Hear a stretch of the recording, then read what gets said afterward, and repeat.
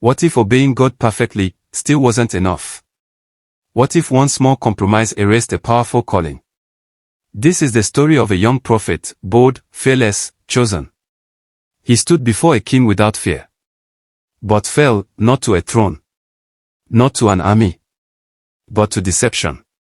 Today, we journey into one of the most mysterious and suspense-filled chapters of the Bible. A story of power. A story of obedience. A story of compromise. The kingdom is divided.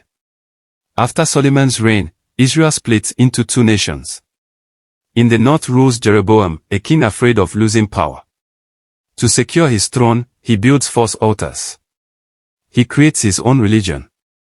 He appoints his own priests. He replaces obedience with convenience. At Bethel, he stands before a golden altar, offering sacrifices not commanded by God. But heaven is watching. Suddenly, a lone man walks into the ceremony. No army. No weapon. Just a word from God. A young prophet from Judah. He does not speak to the king. He speaks to the altar. O altar, altar. A child named Josiah will rise and destroy you. The prophecy shocks the crowd. And then, the impossible happens. The altar splits in two. Ashes spill out. The fire dies. Jeroboam is furious. Seize him, he shouts.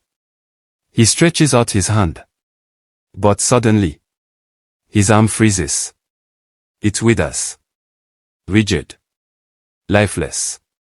Paralyzed. The king who tried to silence God now cannot move his own hand. Fear grips the crowd. The king begs the prophet, "Pray for me." And the prophet does. And God heals the king. Grateful and strategic, Jeroboam offers a reward. "Come home with me. Eat. Drink. I will give you gifts." But the prophet refuses. "For I was commanded. Do not eat bread. Do not drink water. Do not return the same way." He walks away. Obedient. Victorious. Or so it seems. In Bethel lives an old prophet. He hears what happened. He is curious. He is intrigued. Perhaps even jealous. He mounts his donkey and chases the young prophet. He finds him resting under an oak tree. "Come home and eat with me," the old prophet says. The young prophet repeats his command. "I cannot." Then comes the deception. "I too am a prophet. An angel told me to bring you back." It sounds spiritual. It sounds convincing. It sounds godly. But it is a lie. And this is where destiny shifts. The young prophet listens. He believes another voice over the voice of God. He returns. He sits. He eats. He drinks. One meal. One compromise. Sometimes, it is not rebellion that destroys us. It is distraction dressed as spirituality. Suddenly, the word of the Lord comes. Not to the young prophet, but to the old one. "You have disobeyed the command of the Lord." The room falls silent. The young prophet realizes. He was deceived. But disobedience still carries consequence. He leaves heavy-hearted. On the road home, a lion appears. No growl. No chase. Just divine execution. The lion strikes. The prophet falls. But here is the mystery. The lion does not eat him. It does not harm the donkey. It simply stands guard beside the body. A supernatural sign.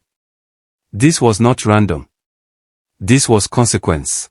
News reaches the old prophet. He rides out. He sees the body.